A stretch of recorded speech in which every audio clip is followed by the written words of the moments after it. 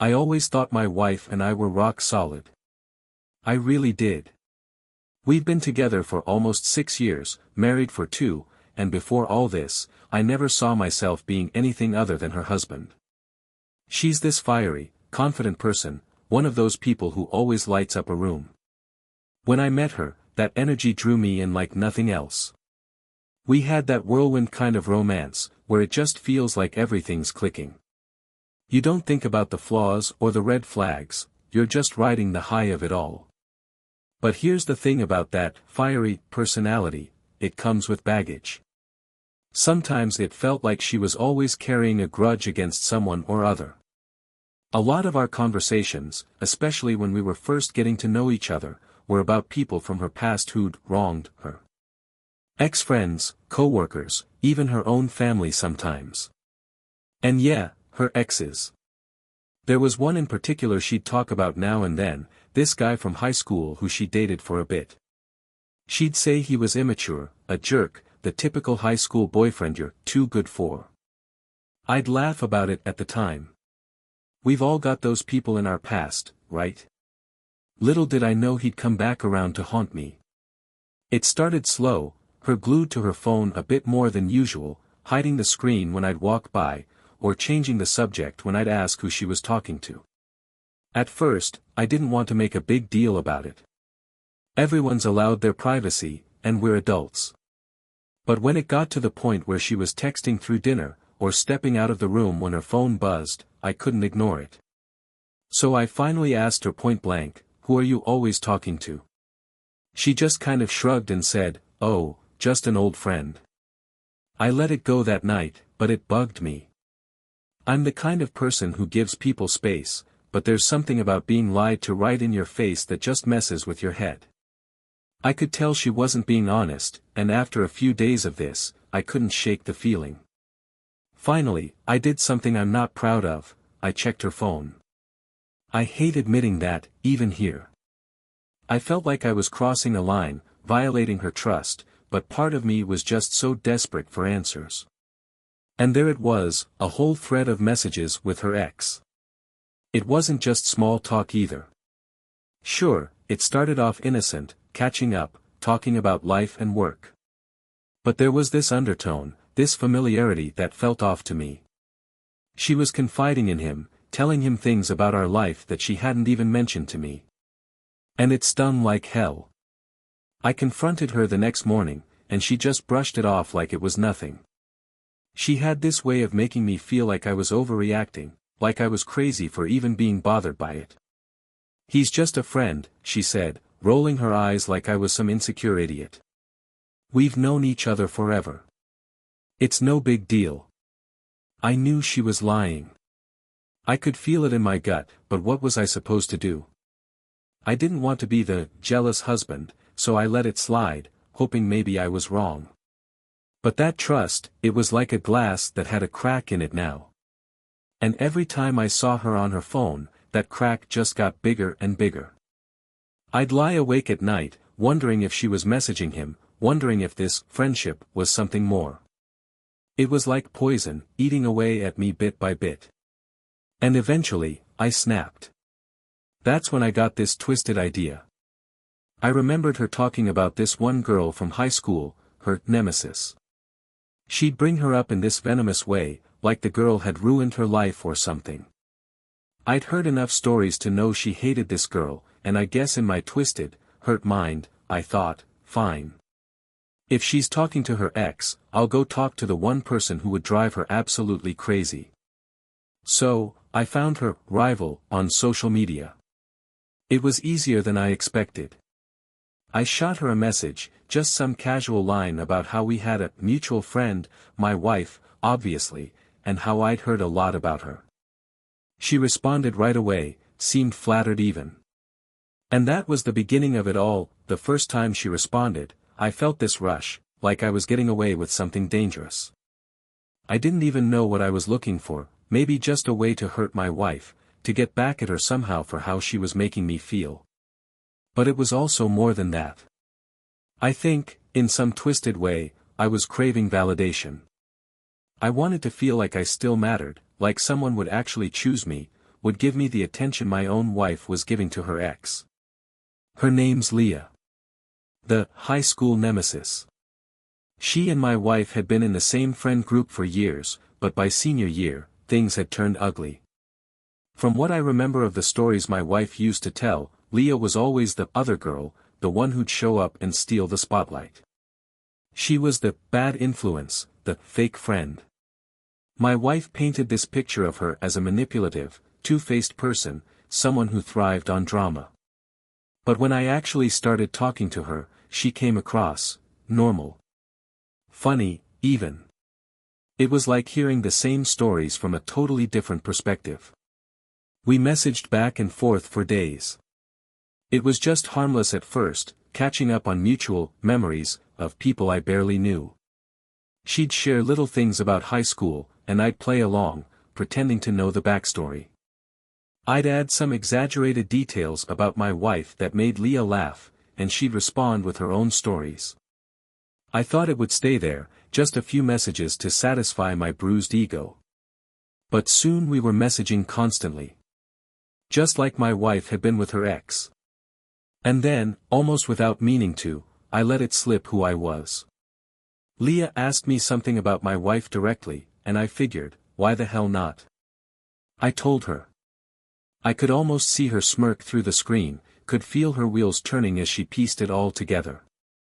Part of me expected her to stop replying, to call me out, or to ghost me for being weird. But she didn't. Instead, she seemed intrigued.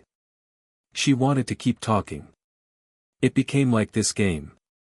She'd ask me questions about my wife, and I'd answer them, sometimes throwing in my own frustrations just to see her reaction. Leah had no love lost for my wife, and she didn't hide it. In fact, she seemed to enjoy hearing about the cracks in our marriage, like she was watching some long-awaited karma finally unfold. I guess we were both getting something out of it. I was venting, and she was listening, feeding off the drama she'd been shut out of for so many years. It's sick to say, but it felt good to have someone on my side. Eventually, we started talking about meeting up. I don't know what I expected. Maybe I was hoping I'd back out last minute, or that she would lose interest. But the night we planned to meet, I found myself actually excited. Like genuinely looking forward to it, as if I hadn't just been using her as a weapon. It's funny how feelings can creep up on you when you least expect it. When we met, it felt surreal. Here I was, sitting across from this girl who, in some twisted way, felt like she already knew me. We both knew this was wrong, both knew we were using each other, but it didn't stop us from going through with it. At first, it was just drinks, talking about the past and laughing over stupid high school stories. But as the night went on, things got more intimate.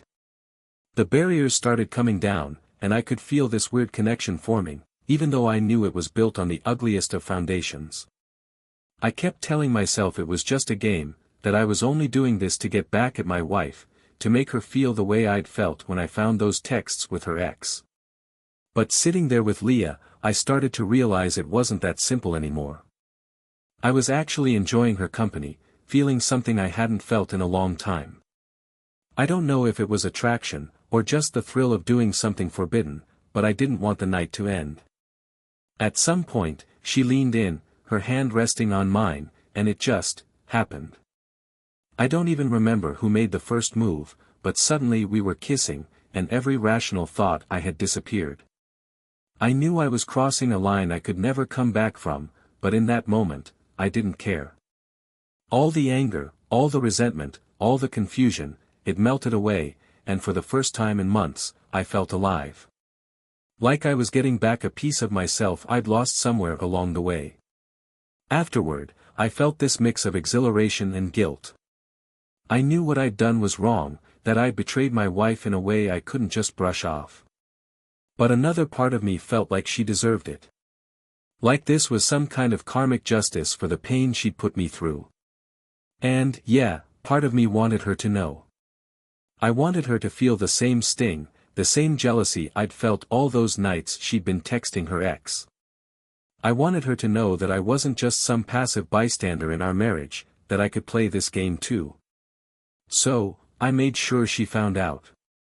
I left my phone open one night, accidentally showing Leah's messages on the screen when my wife walked by.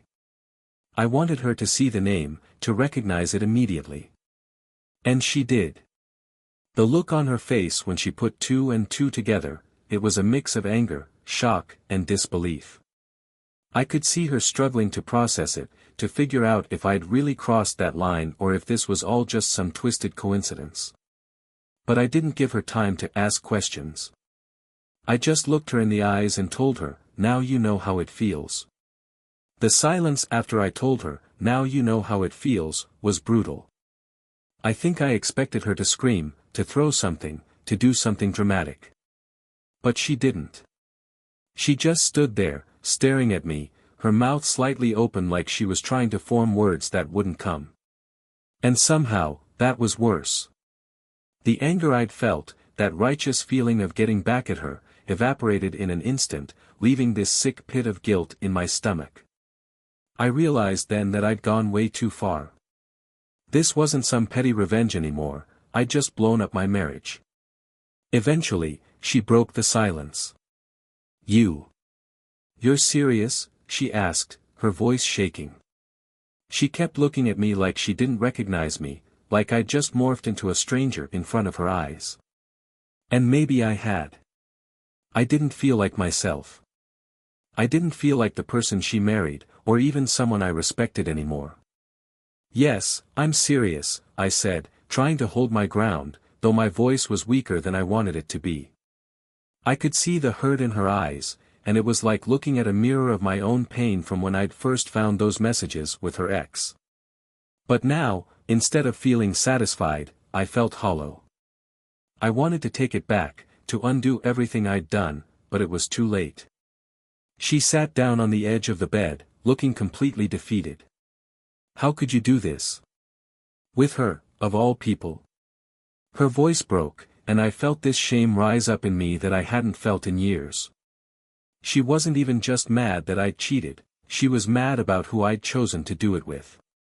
Leah was like her worst nightmare come to life, a person she'd spent years despising, someone who'd represented everything she tried to leave behind. I could see how deeply it cut her, realizing that I'd sought out that person to betray her with. "I don't know," I said, which felt pathetic even as I said it. I just wanted you to understand how it felt." "How it felt," she repeated, almost laughing in disbelief. "You did this to teach me a lesson." Her voice was growing louder, that anger finally breaking through her shock.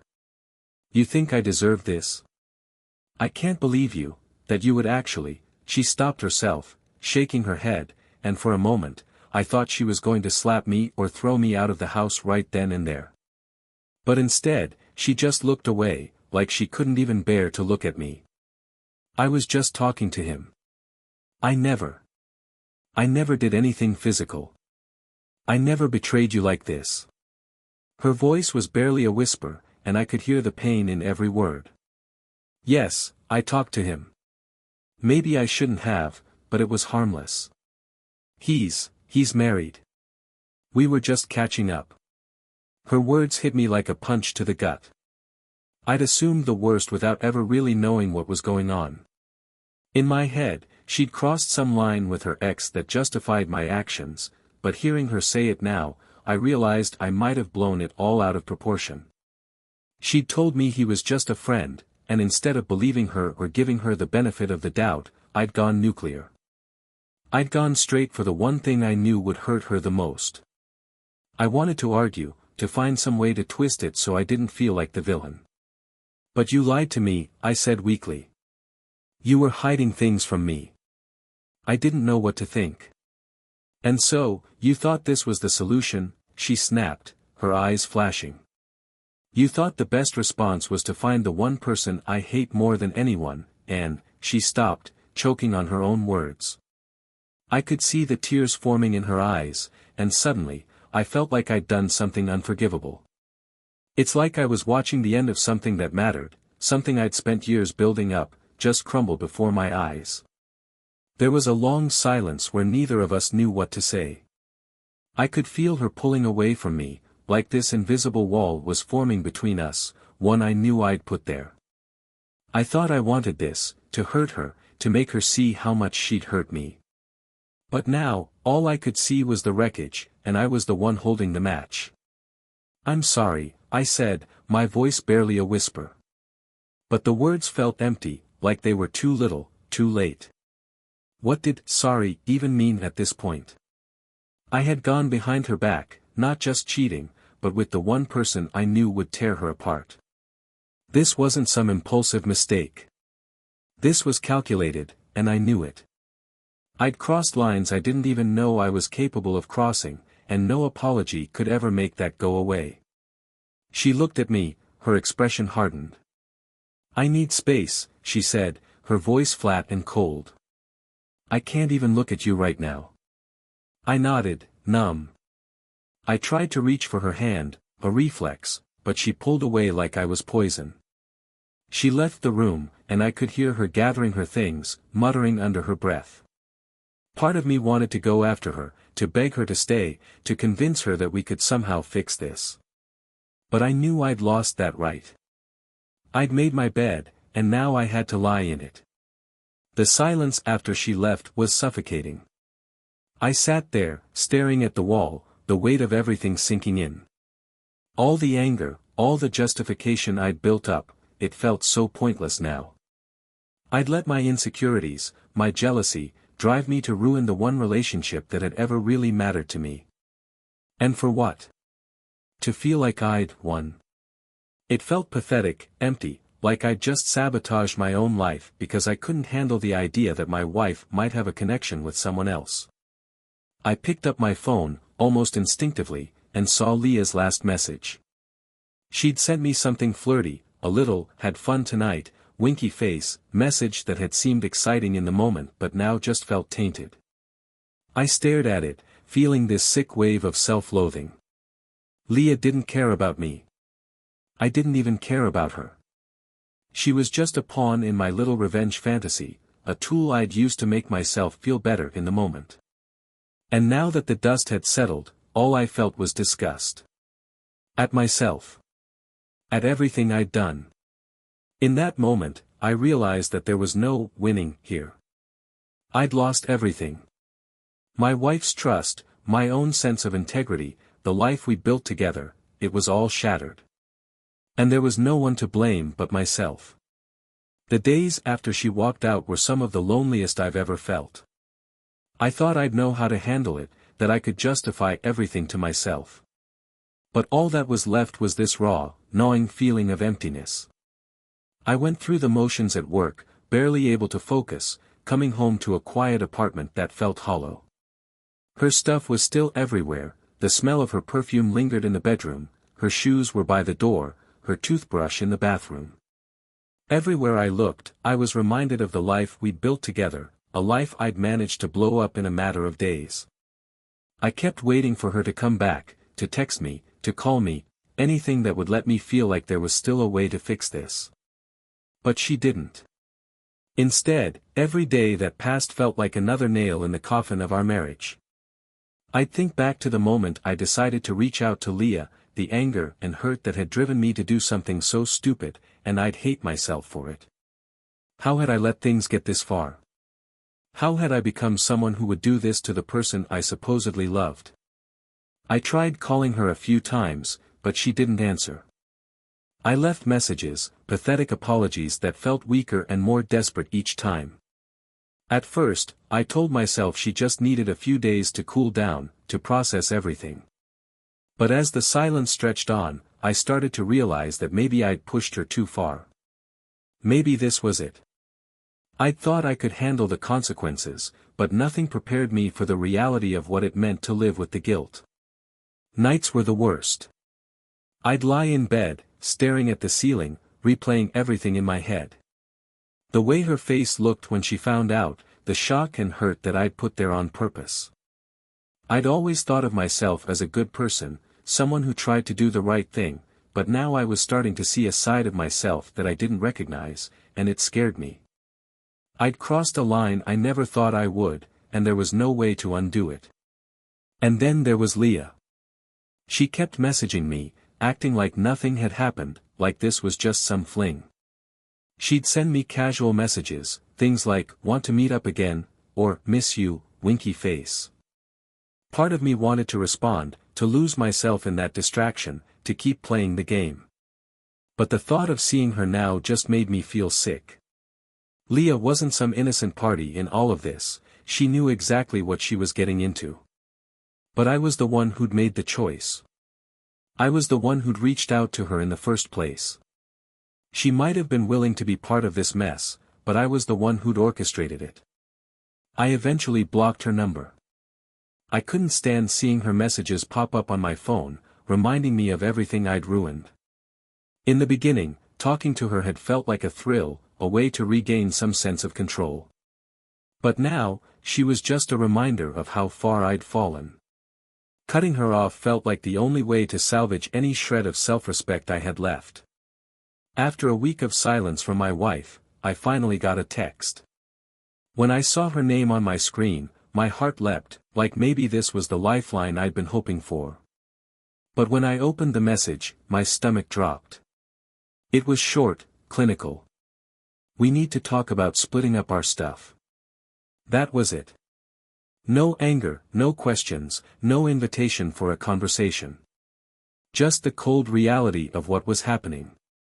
She wasn't coming back. She didn't want to talk, or work through it, or even give me a chance to explain. She was done. In that moment, everything hit me all over again. I'd spent so long thinking of this as a game, as some twisted way to get even, that I hadn't really considered what it would mean if she actually left. Part of me had always thought we'd get through it, that we'd fight, yell, cry, and then maybe find our way back to each other. But her message made it clear that I'd underestimated the damage I'd done. She wasn't interested in explanations or apologies. She just wanted out. I typed a response, something pleading, asking if we could meet in person, if she'd just give me one chance to talk. But as I sat there staring at the screen, I realized how selfish that was. I'd already put her through enough. Pushing her to meet with me, to sit down and hear me out, felt like just another way of putting my own needs above hers. So instead, I just typed, "Okay. Just let me know when." A few days later, she came by to pack up some of her things. I offered to leave, to give her space, but she said she didn't care if I stayed. I don't know if she meant that as a kindness or if she really just didn't care. Either way, it felt like she'd moved on, like she'd already made peace with the end of us, while I was still standing there in the wreckage, trying to make sense of it all. Watching her pack up her things was brutal. She was calm, methodical, packing her clothes, her books, the little knickknacks she'd brought into our place that made it feel like home. Every item she put into a box felt like a part of my life disappearing. I kept waiting for her to break down, to yell at me, to say anything that would let me feel like there was still something left between us. But she stayed quiet, focused, like I was just a stranger in the room. At one point, I tried to apologize again, to tell her that I'd made a horrible mistake, that I would do anything to make it right. But she just looked at me with this sad, exhausted expression and said, "I don't want to hear it. I've heard enough." And that was it. She closed the box she was packing and kept going, like I hadn't even spoken. The finality of it hit me like a punch to the gut. There was no fixing this. I'd been so caught up in my own hurt, my own jealousy, that I'd forgotten what it meant to love someone. I'd treated her like she was a character in my little revenge story, not a real person with real feelings. I'd wanted to make her feel the way I'd felt, betrayed, hurt, humiliated. And I'd succeeded. But instead of feeling satisfied, I felt like I'd destroyed the one good thing I'd had in my life. When she left that day, she didn't say goodbye. She didn't even look back. She just walked out the door, taking the last box of her things, leaving me alone with the silence. I stood there for a long time after she left, looking around at the empty spaces where her things used to be. It felt surreal, like I was in someone else's life, someone else's apartment. And for the first time, I really understood what I'd lost. I wanted to tell her I loved her, that I was sorry, that I'd spend the rest of my life making it up to her if she'd let me. But I knew it was too late. I'd broken something that couldn't be put back together. And now, all I had left were the pieces.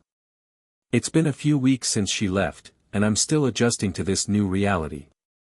I can't even count how many times I've gone over everything in my head, replaying every decision I made, every hurtful word I said, every line I crossed. I've tried to justify it, to tell myself I acted out of pain, that I was just trying to protect myself from feeling humiliated or abandoned. But no matter how I spin it, the truth is I destroyed my marriage out of spite. Out of some twisted need to make her feel as small and as unwanted as I'd felt. The worst part? None of it brought me any peace. All those things I told myself before, that somehow this would make me feel better, that revenge would heal the wounds, it was all a lie. I'm not proud of who I became. I'm ashamed. And I realize now that it wasn't just her actions that put cracks in our marriage, it was my own insecurities, my need for control, my unwillingness to communicate or be vulnerable. I let my fears drive me to do things I never thought I was capable of, and now I'm left with nothing but regret. I've spent a lot of time alone these past few weeks, trying to make sense of it all, trying to figure out who I am now that I've crossed this line. The silence in the apartment is heavy, a constant reminder of what I lost. I don't even want to touch her side of the bed, I sleep on the edge, like I'm still leaving room for her. It's pathetic, I know, but I can't help it. I've lost the person who meant the most to me, and it's my fault. I think about reaching out to her every day, even though I know it's over. Part of me clings to this hope that maybe, one day, she'll let me explain, let me try to show her how much I regret what I did. But I know it's selfish to even want that. She doesn't owe me closure. She doesn't owe me forgiveness. I took that choice from her the moment I chose to go behind her back and betray her. I made myself the villain in her story, and she deserves the freedom to walk away without looking back. I've thought about therapy, and honestly, it's probably the only way I'm going to move forward. I know there's something deeper in me that needs to be worked through. I can see now that I've been carrying around this fear of being hurt, of being left behind, and it's poisoned so many parts of my life. I thought if I could control the situation, if I could hurt her before she hurt me, then I'd be safe. But all I did was ruin the one relationship that mattered to me. I can't keep living like this, letting my own insecurities dictate my actions. I don't want to be this person anymore. It's hard to admit, but maybe this was a wake-up call. A brutal, life-altering wake-up call. Losing her made me realize just how much I took her for granted, how much I relied on her for validation and comfort, but never really faced my own issues. I was so focused on what I thought she was doing wrong that I never stopped to look at myself, to see the ways I was failing as a husband. And now that she's gone, I have to face all of that alone.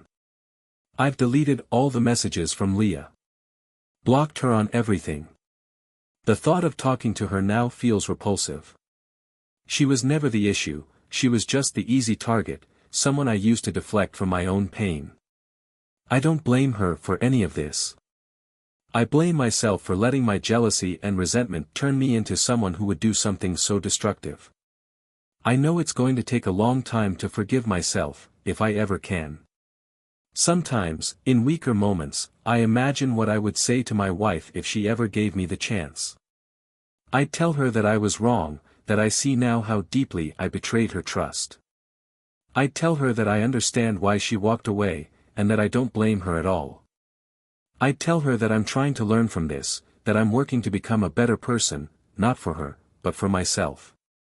Because I know that even if she never forgives me, even if we never speak again, I can't keep living with the person I became. I've thought about writing her a letter, not to try to win her back, but just to give her the apology she deserves. Something real, something that doesn't make excuses or ask for anything in return. But I don't even know if that would help, or if it would just open up wounds she's trying to close. So for now, I'm sitting with it. Letting the silence teach me the lessons I should have learned a long time ago. I don't know what the future holds for me. I know that I'll always carry this experience with me, that I'll always regret how I handled things. But maybe, in some strange way, that regret can be the foundation for something better. Maybe this is where I finally learn to deal with my insecurities, to face my fears instead of letting them drive me to hurt the people I love. I've got a long road ahead, and I don't know if I'll ever truly forgive myself. But I know that I need to try, that I owe it to myself, and to her, to become someone better. In the end, I can't change what happened. I can't undo the pain I caused or bring back the trust one shattered. All I can do is learn from it, to make sure that if I ever find love again, I don't make the same mistakes. That I never let my own insecurities turn me into this person again. Because the truth is, I didn't just lose my wife. I lost myself, too. And now, all I can do is try to find a way forward, piece by painful piece.